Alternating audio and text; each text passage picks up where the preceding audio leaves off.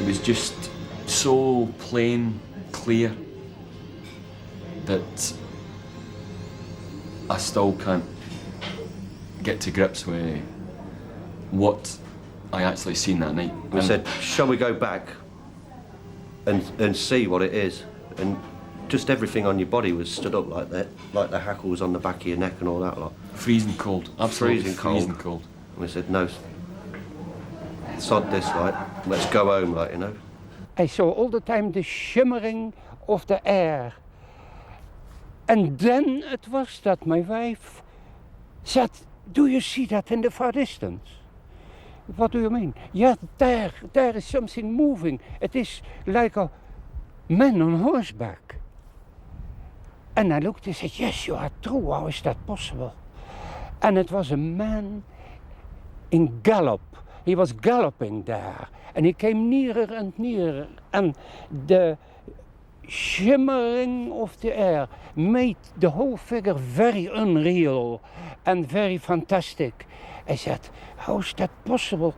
It is if the legs of the horse do not touch the ground at all. And it is if the whole figure is floating towards us. Bodmin Moor in Cornwall is one of the most beautiful parts of England. Wild, untamed, mysterious. The high moorland runs down to the sea to create the romantic Cornish coastline of steep cliffs, narrow rocky coves and inlets. And the whole area is knee-deep in a heady mixture of myths and legends, part fact, part fiction, part history, part fairy tale. Stories of Arthur and the court of Camelot, of a mysterious Celtic priesthood, of civil war and smugglers. Moreover, for as long as people can remember, Bodmin has been steeped in stories of the paranormal. Some believe it has to do with the strange qualities of the granite rock itself. I suspect that what is special about Cornwall is that it's mainly granite, and that this may have something to do with the fact that you get such a very high proportion of so-called psychic events taking place in Cornwall. We've got an enormous number of standing stones, and my own investigation of these standing stones has convinced me that they were stuck in like sort of stone needles into acupuncture points in the earth. Certainly, the places where there are standing stones appear to have some extremely powerful ambience to which the dowsing rod responds quite directly. Paranormal activity has been going on for a very long time on the moor and in North Cornwall, and indeed in the whole of Cornwall. And I believe that it is an ongoing process.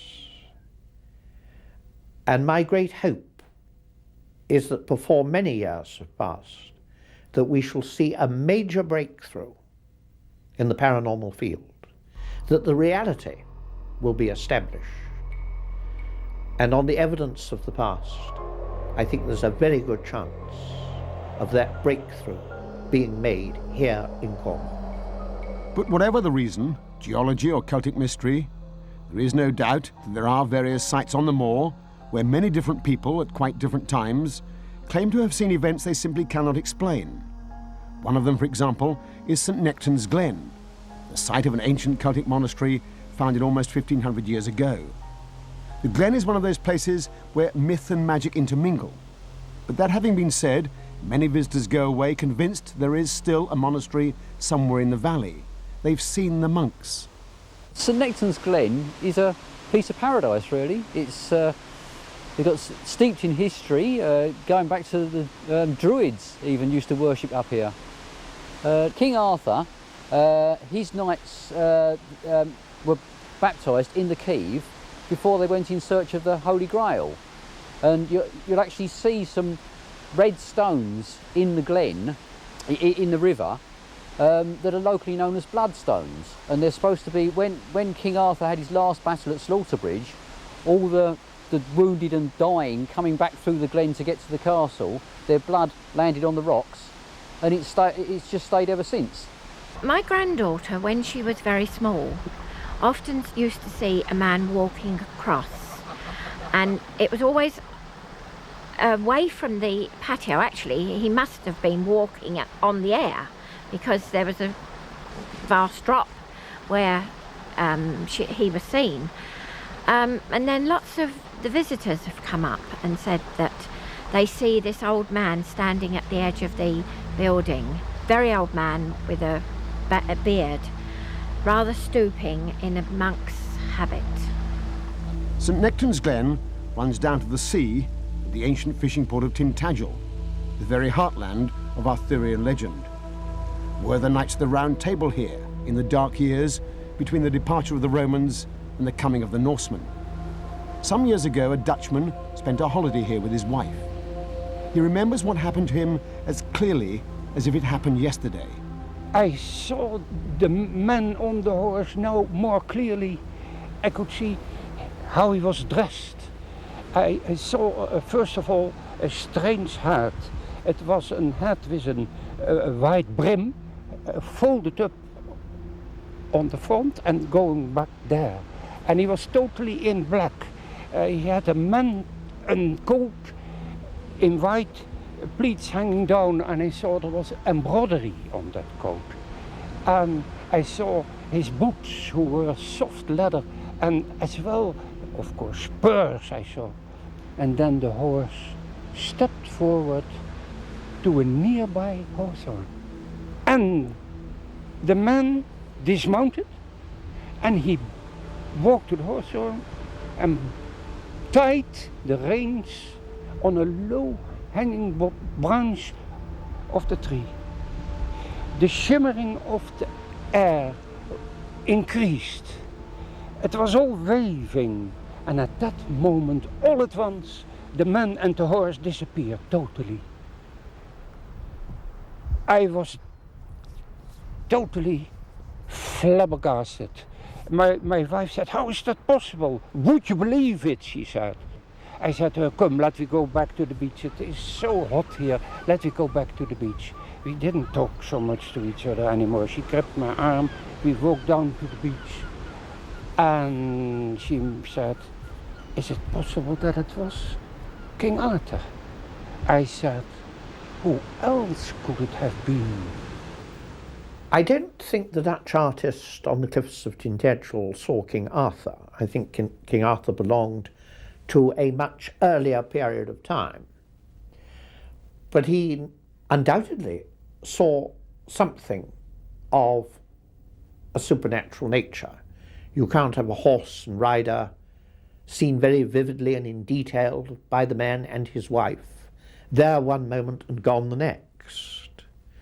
I think that the rider was stylishly dressed, which suggests that it was more likely to be within a smuggling context, because we've got to remember that the gentry were involved with smuggling.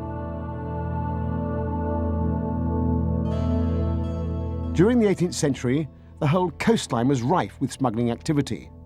The lonely, isolated beaches, the country lanes, the inns and farmhouses on the moor. And so swinging were the taxes on alcohol that all classes were involved, landed gentry as well as poor fishermen. It was a dangerous trade.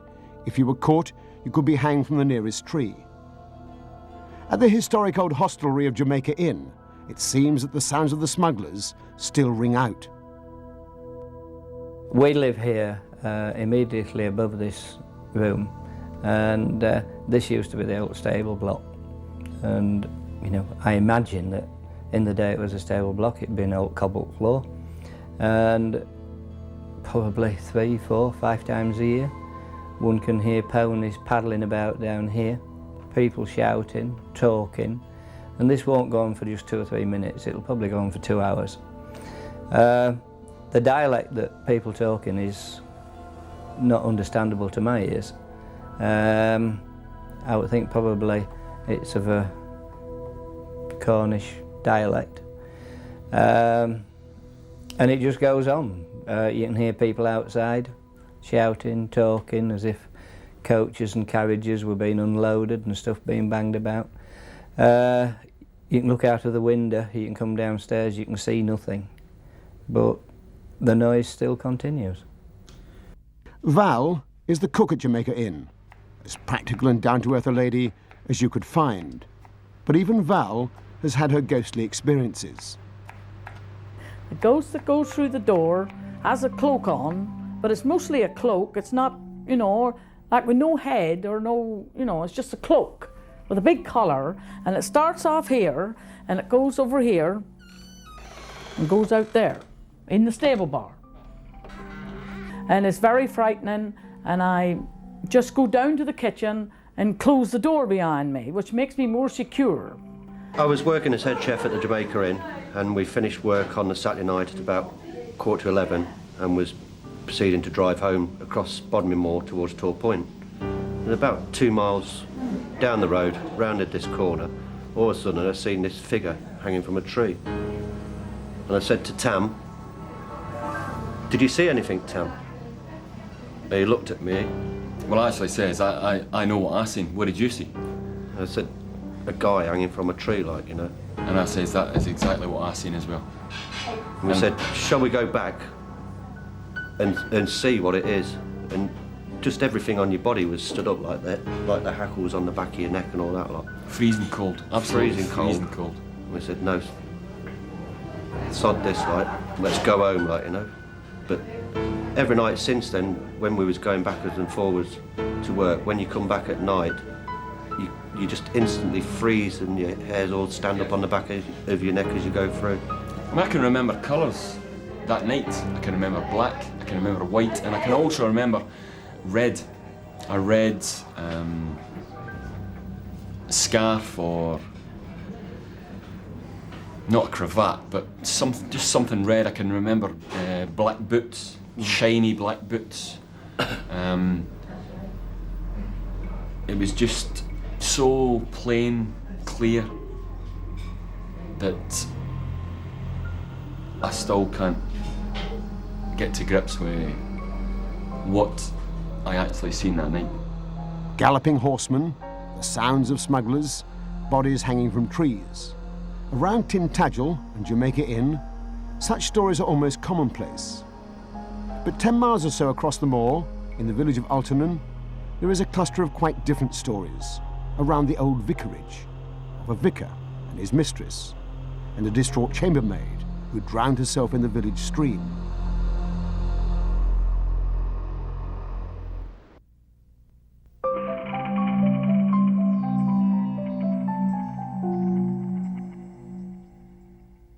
The old vicarage in the village of Altonan is called Penhallow, a name which means on the edge of the moor. The present house was built in the middle of the last century by the Reverend Tripp.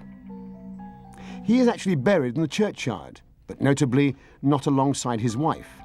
He lies with another lady called Mary Hurley, who may have been his housekeeper. Penhallow has been a focus of paranormal activity for many years, some of it seemingly associated with Mary Hurley herself. Penhallow has been there for some, you know, it was the rectory originally, and the church sold it off, and it's not the original house. The original one was burnt down. This one was built in 1842, but it's been on that site for many generations, as far as I'm aware. It used to have stables and a coach house and everything. It was in the days when the vicars were really somebody. You know, they ran the rooster. They were the top dog in the village. He lived with his wife in the house, but he also had a house. They had a housekeeper, who was a little bit, shall we say, a little more than a housekeeper. And she's seen sometimes standing at the back door of the house. She's been seen by several people, as far as I know, and she's buried just outside the gate to the house beside the vicar. The wife isn't. Don't know where the wife's buried, but apparently they were having an affair. There definitely is a presence in the house. We could often hear strange noises, like people going up and down the stairs, when we knew there was no one in the house. And it wasn't a nasty presence, you know, it was a friendly sort of ghost, if you want. Perhaps it is the housekeeper. Perhaps she doesn't approve of having a licensed premises now, being, you know, an old vicarage. I think she used to look after all the old vicars and what have you then, and perhaps she doesn't like it. Last week we had a guest staying here on Thursday night who was disturbed for whatever reason in the night, awoke to see a lady dressed in grey, Quaker sort of dress, she said, standing at the corner of her bed for what seemed like several minutes, and then she just disappeared. No harm done, nothing thrown about, but definitely a sighting. Harry Cleverly was called in by the previous owners of Penhallow to help them with some strange, unexplained experiences in the house that were occurring again and again. We told him that we'd heard the footsteps going across this room, and he came across and walked around the house, didn't he? Yeah. But he said he saw something in the next room Yeah. to this room. But then, of course, we did realise that possibly the rooms had changed. You know, and perhaps the walls hadn't always been exactly the same places. Some time ago, when the previous owner had it, they called me up because they heard footsteps overhead. Didn't frighten them, but they were just interested. So I went up there, and I saw in one of the bedrooms, well, there were 2 bedrooms actually, they are now, 3 and 4, but at that time, I think, at one time there must have been one big room, because I saw this vicar, I think he was, in a frock coat, pacing up and down with his hands behind his back, as if he was puzzling out his sermon for the coming service. At least that's the impression I got. Harry Cleverly lives in the village. Late one evening, walking his dog, he had another strange experience as he passed the gates of Penhallow.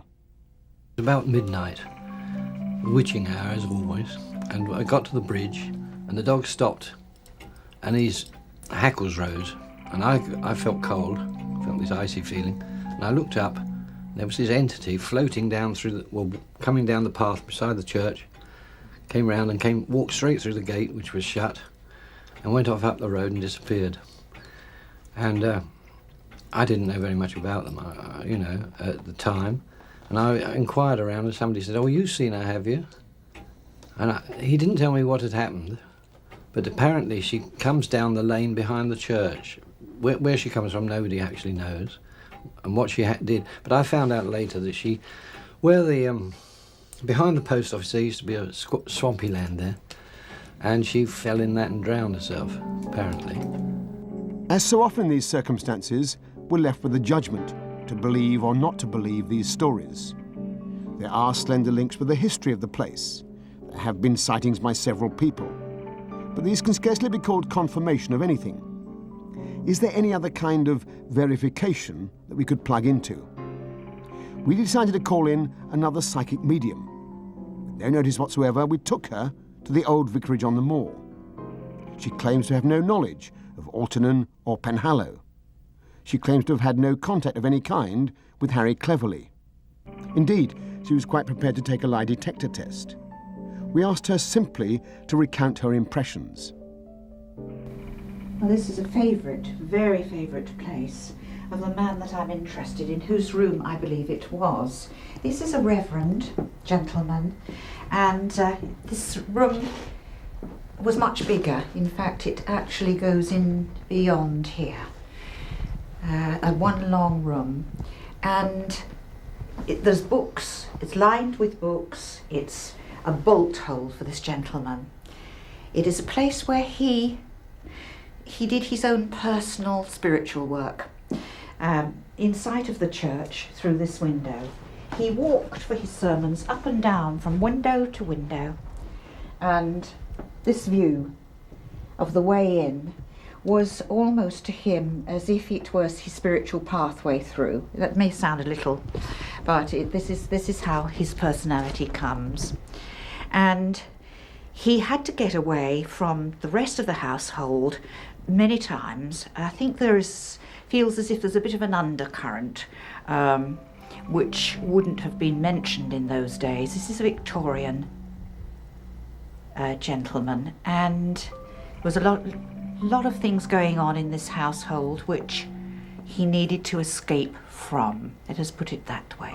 He became himself in this room. He wasn't all formal. He became himself. I'm not sure if he actually played an instrument. I feel as if he might have had a fiddle or a pipe, but he became himself here and almost danced and threw himself on the bed, and that kind of thing, was free. The only place he felt free. That's how I feel about him. But undercurrents, yes. Other occupants of the house, I feel, that are concerned with his family, perhaps, are a little more intricate. I think that I would rather not particularly say how I feel about that, but that it feels that he's living two lives here. Being a rector or a vicar, it would have to have been a double life, and I felt that was some concern that his very personal life was wrapped up with one of the occupants of the house. In other words, you know, he was probably having an affair with one of the occupants of the house, and it was very happy. It was very, if I may be so bold to say, very beautiful. It was a very good heart connection with this lady. As Shirley moved around the vicarage, she picked up another contact, as she called it, in what used to be the old kitchens. I went into the back of the house because I felt drawn to do so. I feel that it is a very active place in the kitchen area, and I was strongly convinced of previous scullery maid, or perhaps that would be too... she was a servant that worked in the kitchen, a delightful girl, but there are undertones, and she knows more intimate stories about the owners in the Victorian period than perhaps others would. And she lived in a cottage which is no longer down by the bridge, the old bridge in the village. It is now a space. There were a row of cottages there. I saw them, and the bridge itself connected with her, and I believe that she fell at the bridge and was drowned. And this is the young woman who worked here. So, two mediums, who claim to have had no previous contact, coming up with remarkably similar stories. And right across the moor, there are countless stories from people who've had strange experiences, so real and so vivid that they're imprinted upon their memories, never to be forgotten. There are, as we've heard, theories that have been bandied about. The somewhat unusual properties of the granite rock itself, the mysteries of the Celtic brain, and so on. But there are precious few explanations. The only facts would seem to be that the area is indeed rich in history and event, and that people have had experiences here that have changed their view of life and death.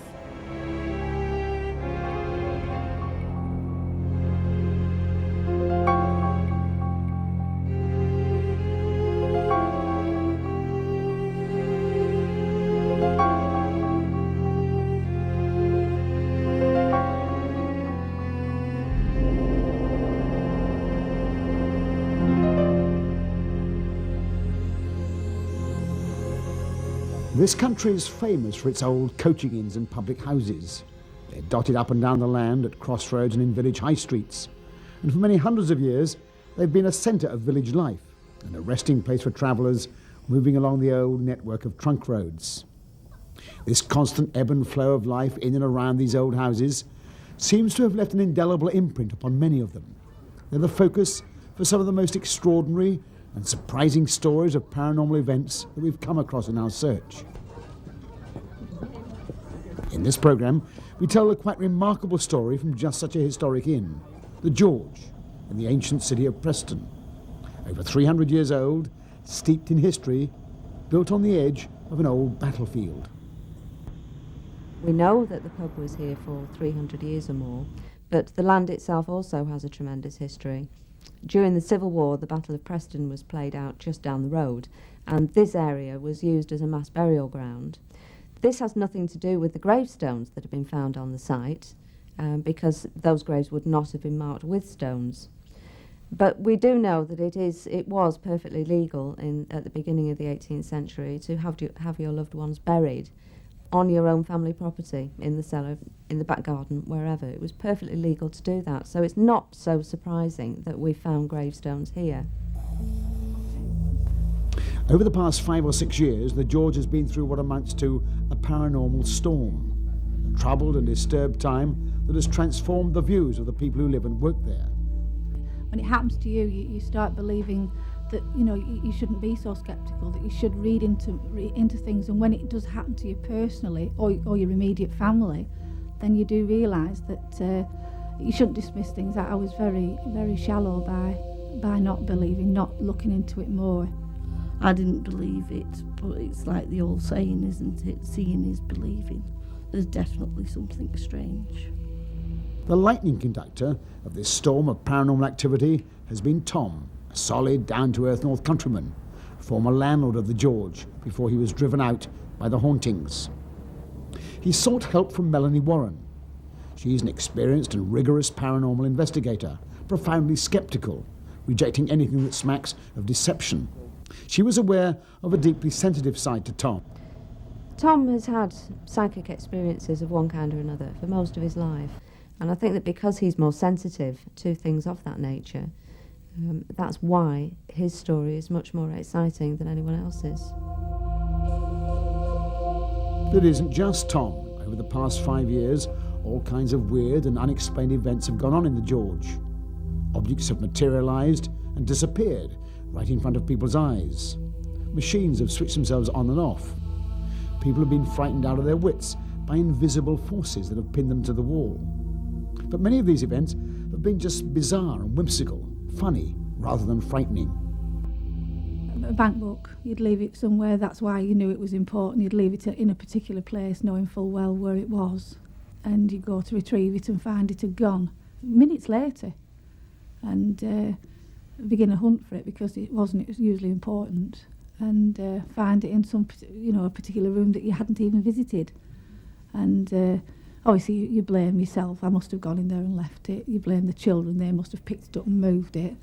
But some of the things were just it happened too often to be reasoned away.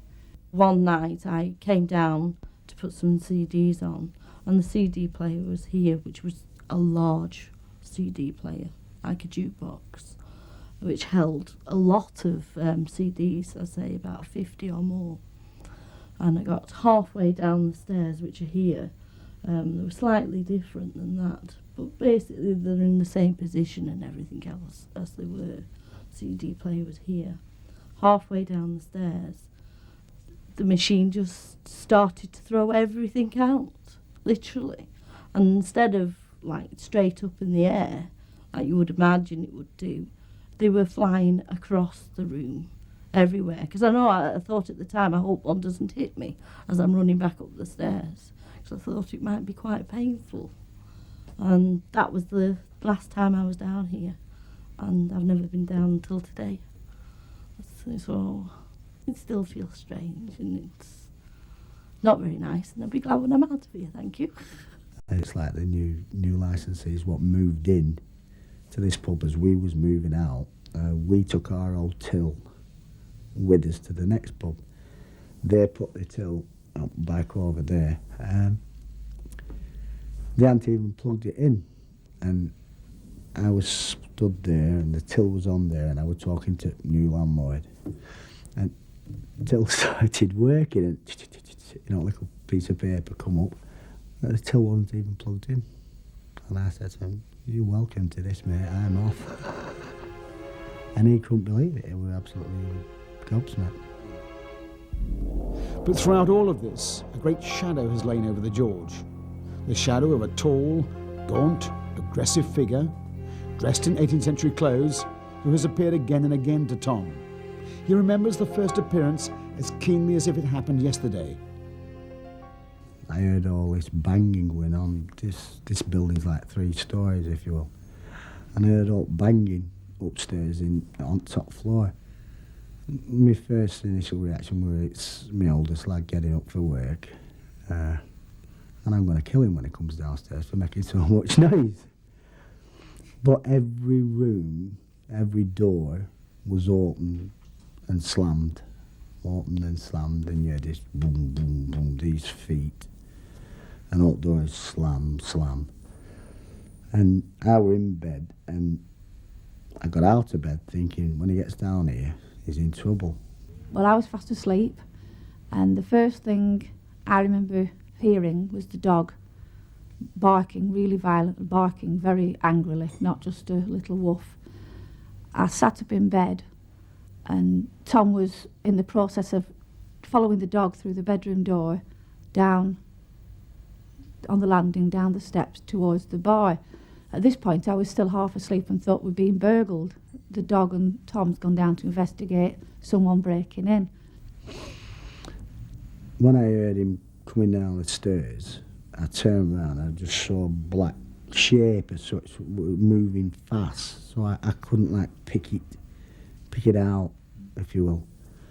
I heard this slam, and the next minute I heard another door slam, and then another door slam, and another door slam. But all the time I couldn't pick out what it was, so I shouted, you know. I said, "Alan, is that you?" I said, "I'm going to kill you. Come here, what's that racket for?"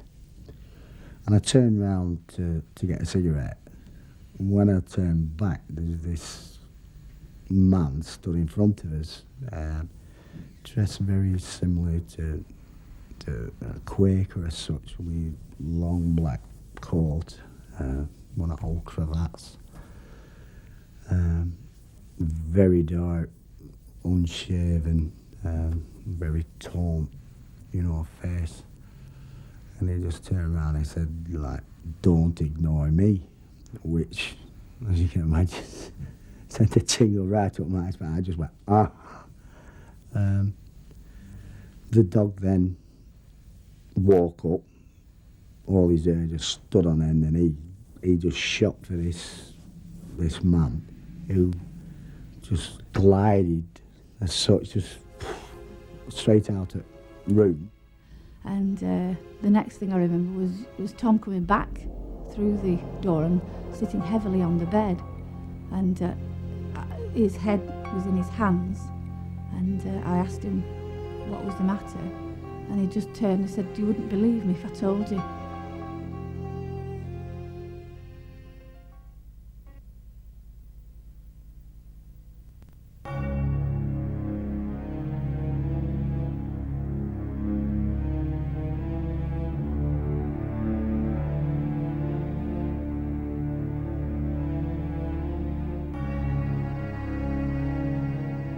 The constant visits of the ghostly stranger had a powerful effect on Tom. He found himself engaged in a terrifying battle of wills. Meanwhile, his wife, who had never seen the stranger, thought he was going mad. And still at this stage, I was under the impression that Tom was having a nervous breakdown. I felt that I'm very sceptical about ghosts and didn't believe, in a sense. I knew he was upset about something, but I didn't know whether it was the ghost he was talking about or whether he was just sort of completely gone, you know, too many of the top spirits. But I did believe something was terribly wrong for him to lose all the weight and feel so badly about things. Customers used to think I was going crazy because they could hear me shouting at him downstairs, and all they could hear was like a rumble, which was how his voice, he had a very deep voice, so it sounded like some type of machine going. But it was me and him having this, you know, argument. I was telling him to get out of the way, and he was saying, "Get out of my pub," and, you know, it just couldn't hear away. Things got so bad that these people, who up till then had had no belief at all in anything paranormal, decided to call in a psychic medium to drive the violent spirit away. And she went round the house and relayed things to us that made us believe she was genuine. And she decided that this spirit needed help, and that he was using Tom as a means to gain access to some help to end his suffering. As it seemed to the medium, he was suffering badly, and she didn't feel able to manage the séance, as I think it was, you call it a séance. She didn't feel able to manage it by herself and felt she needed the help of some more mediums. Then this medium came back with two more, a young lad and a middle-aged lady. And she decided that combined, they could handle what was going on. And we all sat down, and two medium ladies were sat opposite me, and then a young gentleman who was a medium was sat next to these two ladies. I was told to sit with my hands, with myself on my hands as such, and to keep me back against the wall. And I asked her, I said, well, why have to do this? He said, because there's a chance that he will, like, come into you. And I at the time couldn't understand this, but I was just willing to do anything to try and sort it out.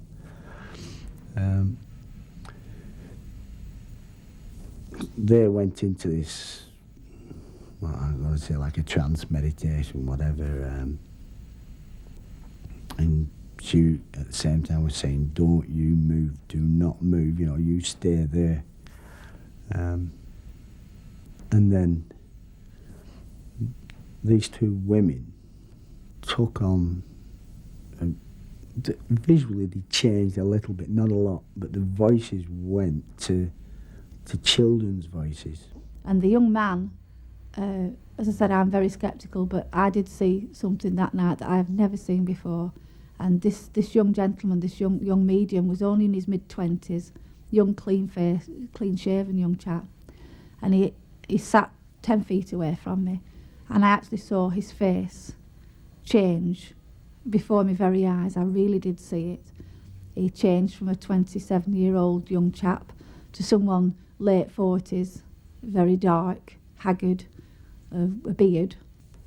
He then got up to come for me. When he moved, I got shoved right back, really powerful, and all the time. And I, unbeknownst to myself, I was rocking backwards and forwards like that. And then you feel like something trying to tear your back open as such, as I was rocking, I was like fighting to push myself back, and whoever, whatever, were like fighting to push me forward, if you will. And then the young chap spoke, and as he spoke, he was more or less saying, I can't cope with this, I can't handle this. And as he spoke in his own voice, the face just seemed to melt away and change back to the young man that had been sitting there. And from that point I took notice, because that was the point I believed, because the face that the chap had took on was the same face that Tom had described to me as the spirit that had been bothering him since we came into the George. So from then on I believed what he said was true. But what happened then was the whole back wall just disappeared as such, and a cloudy effect appeared, like a swirling, if you will, from these two mediums. You just saw these shadows appear and like just walk off, and they went and out, I was gobsmacked. I couldn't see any light, I couldn't see anything at all.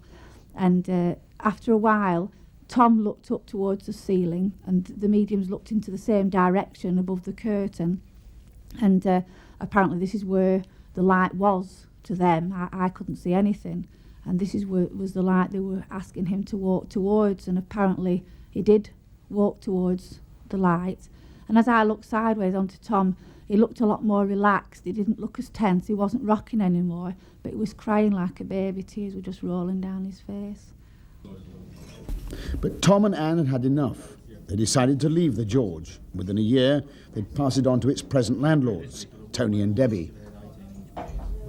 Now, at the time, I did contact Debbie and Tony, who are the current tenants of the pub, and I simply said, do you mind me covering the story, and have you had any experiences? And Debbie said, no, nothing's happened to us.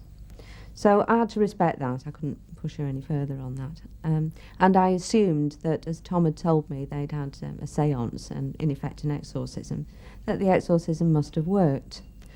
Although I found that a bit surprising, because in my experience, exorcisms only work in about 10% of cases. They may calm it down.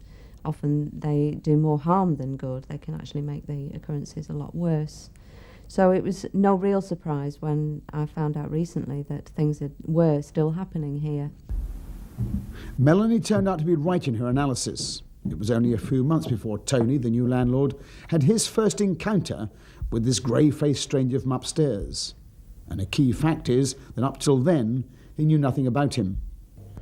A lot of little things that have gone on, I wasn't too sure whether, they could be explained until one night when I was in bed on my own, my wife was away, and I was sleeping a bit uneasily, and I'd just looked at the clock, digital clock.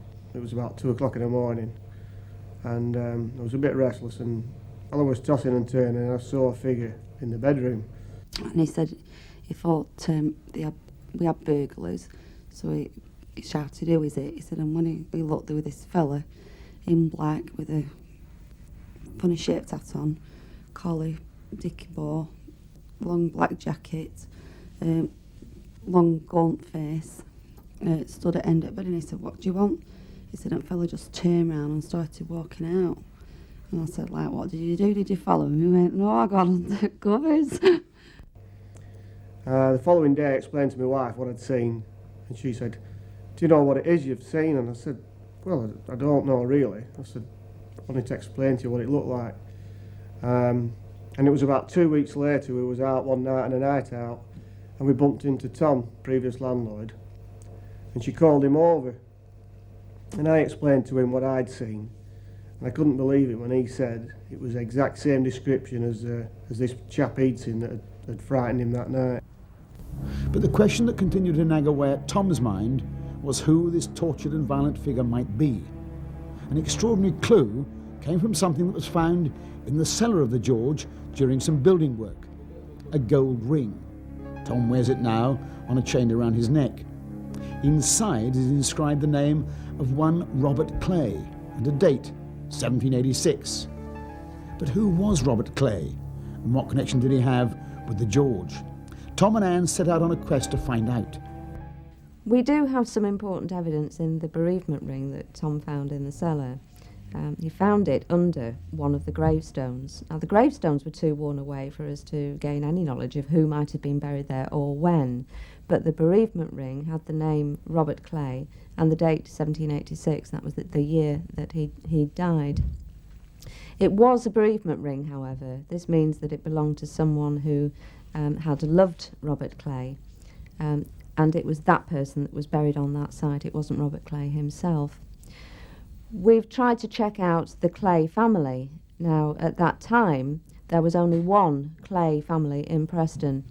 There were other families with similar names. Clayton, for example, was a very big family, lots of family members. But there was only one Clay family. We found out that John Clay used to run the House of Correction, which, coincidence or not, was situated directly opposite the George Hotel. That I find very interesting. Unfortunately, there was no Robert in his family at that time. We've checked the records to try and find out when, if Robert was mentioned in the records at all. We know when he died. We know what age he was when he died. We can't find him in the records. The story then came out that Robert Clay had actually killed his 2 young children here. And on research we found that 2 young children did go missing, and they were never found. Now, according to what was said in there, was that the 2 young children were actually buried in the lower cellar of this pub, which is now all concreted up. The historian we spoke to asked us to keep him in touch with the story because he was quite interested in it. So after the séance, we went back and told him what had been said and how it had progressed. And he said to us that he wasn't surprised Robert Clay wasn't found on the census, that apparently in those days if some heinous crime was committed by a member of an eminent family, then that member of the family was written out, not only of the will, etc., but actually written off the records, and therefore didn't ever exist. We mustn't forget that there are several other people who've had experiences here, customers and friends of the landlords who have been here, had one experience, won't come back. Most of them didn't even want to talk about it. They wouldn't appear here today. They would rather keep it to themselves.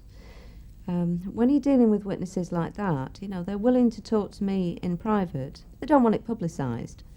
Am I supposed to believe that they're not telling the truth? And when you look at Tom, you see the man's face as he's telling you the story. He's an honest bloke.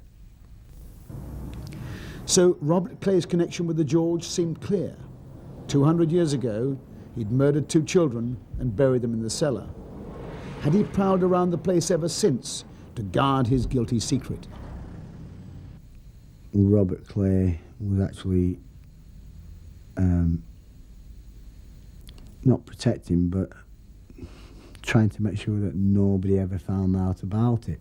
And that is they thought that might be one of the reasons why he's been the one to try and get shut of people. The previous licensees had troubles, but not to the extent that I did.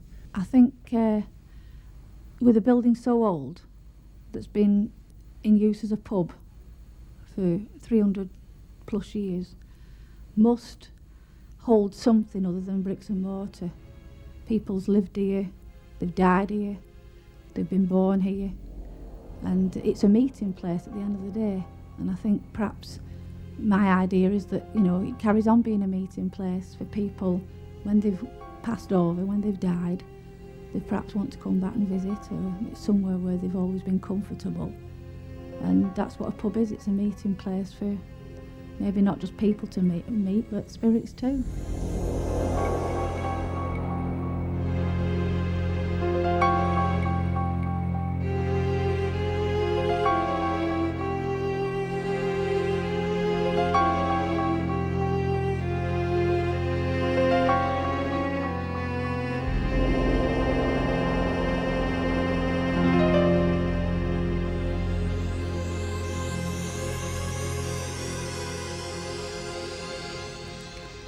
A thing happened to me a long time ago with my mother-in-law when she died. She came one evening, well, once at first night. I didn't know what it was. The bed was just rumbling about, you know, and things do. Thought it was a cat on the bed. The following night, I saw my mother-in-law sat at the bottom of the bed, and grey coat, green headscarf, as large as life. And she said things were being moved out of her house and so on and so forth, and she was very upset about it. So I wasn't shocked, I wasn't hurt, upset, frightened or anything, because she wouldn't harm me. I said I would look into it. So I phoned my brother-in-law the day after, asked him what he was doing with Mum's things. Said they'd put them away for safekeeping while they're decorated, plus an ebony box, which she also explained about, and with a dragon on. And I didn't know about this box. Anyway, he says, oh, that was Mum's jewellery box. I said, well, put it back, please, on the chest of drawers where it belongs, and put her ornaments back. So I told him why. He did this for me as a favour. He didn't ask any questions. Sure enough, the night came. Fell to walking, hands feeling round the bed. She came again. She sat down, took her scarf off, and I said, well, things have been put back now, Mum. I says, you'll be all right now. Please leave me alone. I says, because I'm losing a lot of sleep. You know, I says, you can rest in peace. So up she went, turned away, and I said, you forgot your scarf. And she picked a green scarf up, put it back on her head and went. Never seen her again since. Jean's strange encounter with her dead mother-in-law, for all its extraordinary and eerie qualities, is a remarkably common experience. It's clear from the research records that many thousands of people in different cultures, in different parts of the world, have had something similar happen to them. They appear to happen most frequently between members of a family, or people who have a profound emotional connection with the dead person. And they're remembered with immense clarity: the time, the place, the details of dress and movement, and so on. In paranormal circles, they're described as crisis ghosts. One of the interesting aspects of apparitions is the close relationship between the appearance of many apparitions and the fact that the person whose apparition appears was going through a crisis, either in fact in danger of death or actually dying. And the first set of collections of these was the 1895 one of the Society for Psychic Research. And we're not talking about a set of anecdotes, we're talking about cases that were exhaustively researched, obituaries looked up, witnesses interviewed, newspapers looked at, tombstones, the lot. Perhaps the single most extraordinary thing about these crisis ghosts is their profound realism. They appear to be so true to life in terms of dress and mannerisms and characteristics and expression of the living personality, so real and solid in fact that those who encounter them immediately respond to them in living terms. They engage them in conversation and so on, right up until the moment that the apparition is revealed for what it is, because it disappears or moves off through a wall. And usually you find that if there is more than one person present, then in a third of the cases, all of them see the apparition. It looks solid, it looks real, it may act out a very reasonable scenario so that they will, for example, see the door open and Uncle George comes in and they're surprised because the last they heard Uncle George was in Australia and they're in London, and they'll say, George, how did you manage to get here so quickly? And he'll smile. On occasion, you might get a word or two. And then, only then, he will do something that a human being couldn't do, like disappear or walk through the walls. And then they begin to get scared. And then, sooner or later, word comes that at that moment, Uncle George was drowning off the Great Barrier Reef or something like that. Sadly, because of the 2 world wars, there have been many, many cases like that of a person being shot down in their plane at a time when the family thinks they see him as large as life, sometimes in uniform, sometimes in mufti, walking up the garden path. Oh, John has got unexpected leave. Oh, how wonderful. And they go to the door, they open the door, he's not there. And then they begin to wonder. It's very, very common. A pilot coming up the garden path long after his death. A story very similar to that occurred not tens of years ago, but as recently as last October, to an airline pilot indeed, as he crossed the foyer of a large modern airport used daily by thousands of travellers. He bumped into a colleague. He still finds it difficult to describe the profound emotional shock of learning that the colleague, with whom he chatted for some time, had in fact died in a very sudden and unexpected way some time previously. On the way, I slightly deviated from my route instead of going to the bus. And as I deviated, I saw this friend of mine in the door come into the airport. I stopped, turned round, he came straight across to talk to me. I put my bags down, spoke to him fairly briefly. What are you doing, you old bugger, or that sort of phrase. Now, this is a guy I've known for 8 or 9 years. We've both flown the routes to the Western Isles, up and down. We meet in the hotel, etc., etc. We had a few words. I noted 1 or 2 things about him. I went to shake hands. He didn't respond, which seemed a bit odd. Puzzled me a bit. He was very thin, he'd lost a lot of weight. Anyway, all of a sudden he said, I've got to go, and I said, fair enough, picked my bags up and legged it for the door to get the bus to the hotel. The following day, I went into town, did a bit of shopping, and went to see a friend of mine in the pub where we normally meet, and he bought me a drink and said, hello, how you doing, and what's going on, and not a lot, and all the usual rubbish you talk about. And he said, just a minute. And he went round the corner to the paper rack, picked up the Scotsman from the paper rack, and came straight back to me, put it on the bar in front of me, saying, you must know this man. You flew together. You were in the same airline. And to my absolute astonishment, I was stunned, was the obituary of this friend of mine I'd spoken to the day before. And I just couldn't believe it. Wasn't possible.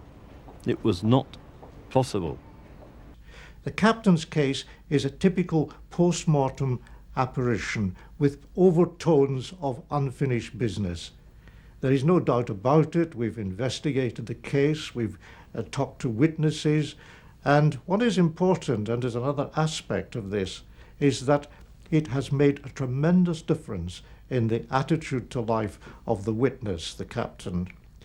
Apart from that, there is also seemingly almost the indication that something to do with the man who died incidentally after some short illness and unexpectedly, was trying to make his presence, his continued presence or existence, still felt.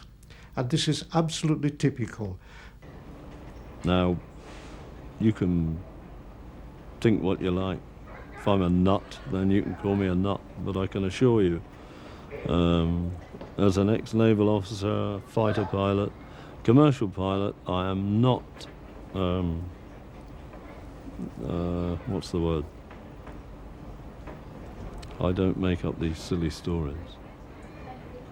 That encounter has profoundly changed Bob's attitude to life and indeed to death. He has no doubts whatsoever that he met and chatted to his dead colleague. And that view underlines the powerful scientific relevance of these so-called crisis ghosts.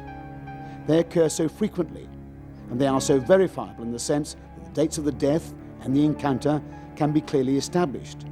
They pose a major challenge to scientific thinking. What is happening? What happens after death if, as seems clear, some aspect, some dimension of the dead person is able to re-establish contact with the living? There are so many cases that we have to accept that a fraction of people, when they are dying or in danger of dying, somehow contrive that their apparition appears as large as life.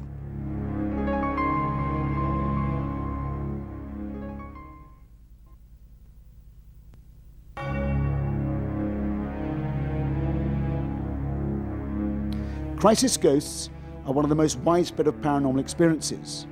These appearances of people just before or just after their death to a loved one or to a relative. In Asian cultures, they are very readily accepted as a fact of life, so to speak. In the West, grounded as we are so firmly in centuries of scientific rationalism, they are regarded with the utmost skepticism. People who experience them are embarrassed to talk about them. Scientifically, they scarcely appear above the horizon. There are very few theories that attempt to explain what is happening.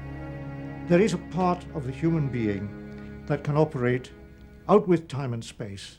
And by that I mean that human beings are not separated one from another as clearly as they seem to be. We have our bodies, we have our personal consciousnesses, we have our personal subconsciousnesses.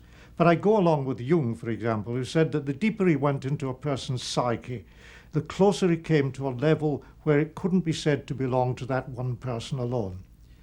And the analogy that one can use is that above the surface of the ocean, the islands are separate. And below the surface of the ocean, the islands are separate. But go deep enough, and you come to a level where all the islands join on the bedrock of the ocean. If it is possible to generalize in this shadowy area, it seems that the contact is made with a particularly sensitive person, and at times when their minds are in the most relaxed and receptive state. That often occurs in and around the margins of sleep. It leads to a state that is known as lucid dreaming. And in the dream, I actually saw my father in his coffin, and he was in a funeral parlor in this dream. And I remember going into this funeral parlor with my brother and sister in the dream and looking. My father's coffin was on like a wooden Charlie horse, you know, the horses, the wooden horse, because it was a brand new funeral parlor. And in the dream, he looked about 2 or 3 stone lighter than I'd remembered him, and his hair had turned snow white, and he was in his coffin. And I remember asking the gentleman who owned the funeral parlour why his eyes weren't closed completely, because you could see part of the blue of his eyes. And they said that he'd been in so much pain before he died that they'd teared, and they couldn't close them properly. I also remember in this dream opening my bag and taking out a blue rosary beads and putting them on my father's hands, because my father had been Catholic. Now, I had never put those rosary beads into my bag. The next day, when I woke up the next morning, I got a telegram to say my father had died. When I came back to Britain for his funeral, everything happened as it had in that dream, to the extent that my ex-mother-in-law had actually put that rosary into my bag. And the rosary was a pale blue rosary, and that was the same as the rosary in the dream. And it was exactly as my dream. Very often in the lucid or very vivid dream that makes such an impression on the person that he remembers it when he wakens up, he will see someone, he will be in contact with that person will talk to them, that person will be anxious, that person might have died even months or years before, or may have died without the person knowing it, and that person will be trying to get information across, unfinished business. And when the person wakens up, they remember the dream. They then perhaps, in a number of cases, actually carry out the plea of the person in the dream, and subsequently find out that the information given in the dream, and which may not be in the minds of any living person, is correct and leads to unfinished business being finished. Well, when I was about 15 years of age, I was up in London and I was modelling at that time. And I'd been doing a lot of photographic work in the morning for a photographer, and I went back to the hotel to take a rest before the afternoon shoot. And I fell asleep, and I had a really unusual type of sleep. It was as if I was awake, but yet I was asleep. And I saw my grandmother, and I saw her she was coming from the back of a field towards me. And as she came towards me, she started to turn. And as she turned, she grew younger, till she was about 30 years of age. And she said to me in this dream state that I was in, she said, "Patricia, I'm all right. I want you to know that I'm all right. Everything is fine, and that I love you. And I want you to go to my house and look in a certain drawer. There's a key hanging," and she told me where this key was hanging to open this drawer. "And you'll find that I've left something for you." And she said, "I want you to write my book, write my story. It'll be a real success." Now, her name was Maggie. And when I woke up in that room, in the hotel room, the room was just filled with her fragrance. And I knew that she'd passed on. I called my father on the phone, and he said my mother had gone back to Ireland to bury her. And I called Mommy in Ireland and told her to go and get this key, and it was where she'd said in the dream. And she went to this little dresser and she pulled an envelope, a big envelope out with my name on it. And in it was quite a lot of details about the book that she wanted me to write, and a picture of her mother. Many of these stories involve actual appearances of people who have died, but there are many more that involve the passing of a message of some sort.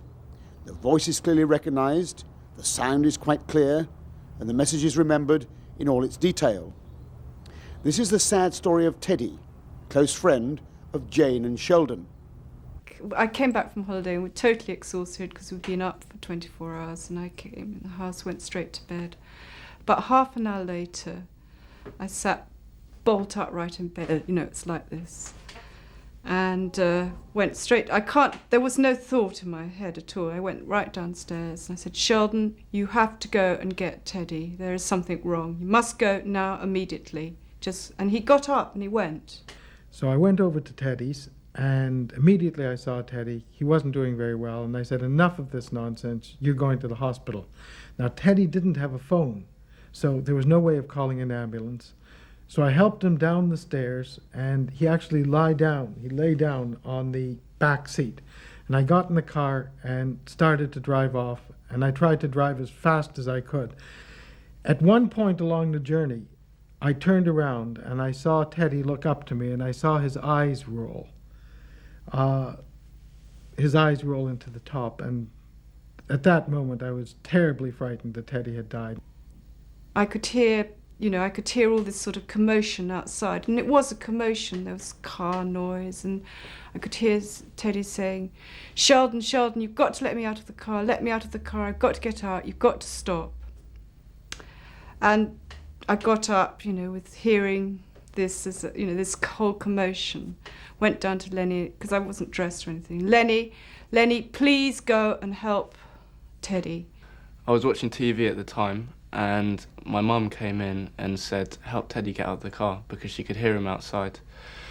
I went outside to check if he was there, and there was no one there. I couldn't see the car, I couldn't see my dad, and I couldn't see Teddy. I looked around, I went round the corner, and there was no one there. So I came back inside and I told my mum, and she said she could definitely hear voices, and she could definitely hear Teddy's voice in particular. And she said he needed help, and I told her that I thought she was crazy, basically, because I couldn't hear a thing. And I knew then, that something, that Teddy must have died or something had happened, and I sort of went back to bed and just waiting for a call. It's just, like when you know something like that's happened, it's just sort of everything goes still, and it's just waiting to hear the news. I sped as fast as I could. Ultimately, I got to the emergency in the hospital, and I rushed out of the car through the doors. I ultimately found a nurse. The whole hospital team came running out to grab Teddy, and they took him into the hospital, and I heard all sorts of electronic things going on.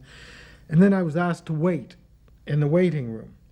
And I was about to make a phone call when a nurse came over to me, and she said, don't use that phone. You'd be more comfortable using this private phone in this room over here. Well, so I did that, and I telephoned Jane, and I said, I think Teddy's dead.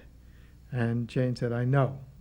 When these things happen, you're there with the feeling. You don't start analysing what is it or what does it mean or anything. It's just you're in the feeling. You're in that experience at that moment of time. I think afterwards, when Sheldon, I got the phone call and he was dead, there was a feeling of terrible shock, because it was quite, it was actually, because you can't really explain this to other people because they think you're a bit weird. The fact of crisis ghosts would seem to present science with a profound challenge. They are so widespread they can't simply be brushed aside as aberrations of a few misguided individuals. The manifestations or apparitions are described with such clarity and detail, and they have such realism, that they do raise fundamental questions about the nature of death and dissolution. Is there a part of the human being that survives his worldly death? Is there a need, as some scientists would put it, for a whole new science, a science of the mind? Ghosts which appear to people who have just recently been bereaved, or possibly to other members of the family when they're dying, I'd explain in two ways. Firstly, I'd take a normal scientific explanation. If you look at people who are recently bereaved, most of them have visions of the bereaved person. It's a common function of death. But that doesn't account for everything in the way of crisis apparitions, because sometimes people know nothing about it, don't expect it, and an apparition occurs. I think you have to argue that there may be emotional links, and there's certainly scientific evidence to suggest that emotional states in one brain may be transmitted across distance to another brain where they can be measured. And that would be the sort of basis on which one would then explain crisis apparitions. I have to say that over the last 100 years, there has been collected a vast amount of evidence in all sorts of aspects of psychic research, which, to anyone open-minded, I would feel, makes it imperative to believe that a human being is not just the big animal that grew the big brain, that there are facets of a human being that can operate outside time and space, and perhaps mortality. the evidence is such that many psychical researchers would say that the question, shall I survive death, is one that can be seriously contemplated by an intelligent person. And as for myself, I would say that if, when I die, I find that I have ceased to exist, I will be very much surprised.